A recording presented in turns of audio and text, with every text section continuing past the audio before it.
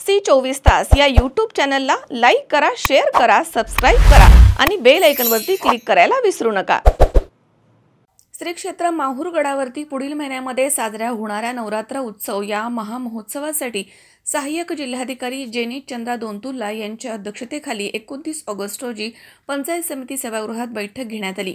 या बैठकीमध्ये नवरात्र उत्सव काळामध्ये येणाऱ्या भाविकांच्या आरोग्याला बाधा पोहोचणार नाही याची खबरदारी घेण्याचे आवाहन उपस्थित सर्व विभाग प्रमुखांसह कर्मचाऱ्यांना सहाय्यक जिल्हाधिकारी जेनी चंद्रा दोंतुल्ला यांनी केले आहे।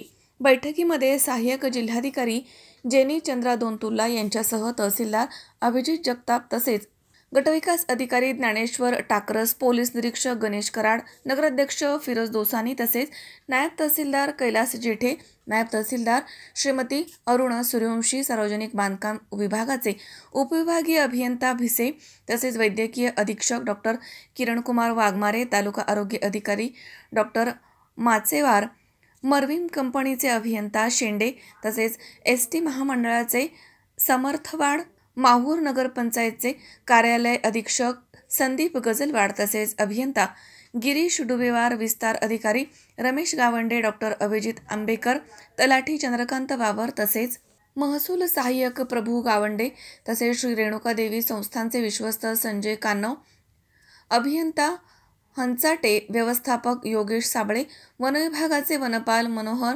कत्तुलवार तसेच श्री दत्त शिखर संस्थानचे लेखापाल प्रकाश गायकवाड यांच्यासह देवस्थानचे प्रतिनिधी, गडावरील व्यापारी, पत्रकार, पोलीस मान्यवर उपस्थित होते। बैठकीमध्ये या नवरात्र महोत्सवामध्ये लाखो भाविक येणार असल्याने उपस्थित सर्व अधिकारी कर्मचाऱ्यांनी दिलेली जबाबदारी पार पाडत भाविकांच्या आरोग्याला बाधा पोहोचणार नाही तसेच त्यांची सुरक्षा व्यवस्था, महाप्रसाद तसेच एसटी महामंडळाने त्यांना गडावरती पोहोचवण्याची जबाबदारी व्यवस्थितपणे पार पाडत मरावीमना विद्युत पुरवठा खंडित होऊ देऊ नये तसेच सर्व विभाग प्रमुखांनी दिलेल्या जबाबदारी ही चोखपणे पार पाडावी अशा सूचना यावेळी सहाय्यक जिल्हाधिकारी जेनी चंद्रा दोंतुल्ला यांनी दिल्यात। नवरात्री महोत्सव 2025 च्या अनुषंगाने आज सर्व प्रशासकीय विभागाच्या आढावा बैठक घेतलेला आहे। आता या बैठकीचा मेन उद्देश असा आहे की या वर्षी एक चांगल्या पद्धतीने व्यवस्थित पद्धतीने यात्राचे नियोजन करण्याचा आमचा उद्देश आहे।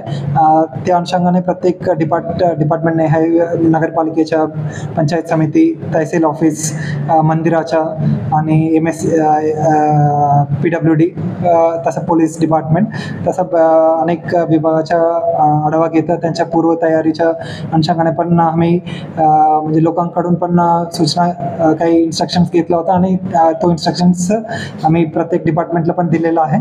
तर ह्या वर्षी आम्ही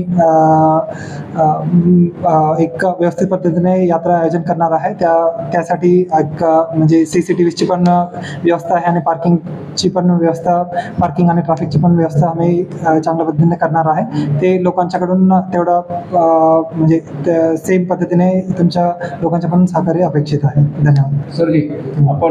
मजहर शेख, सी24 तास, नांदेड।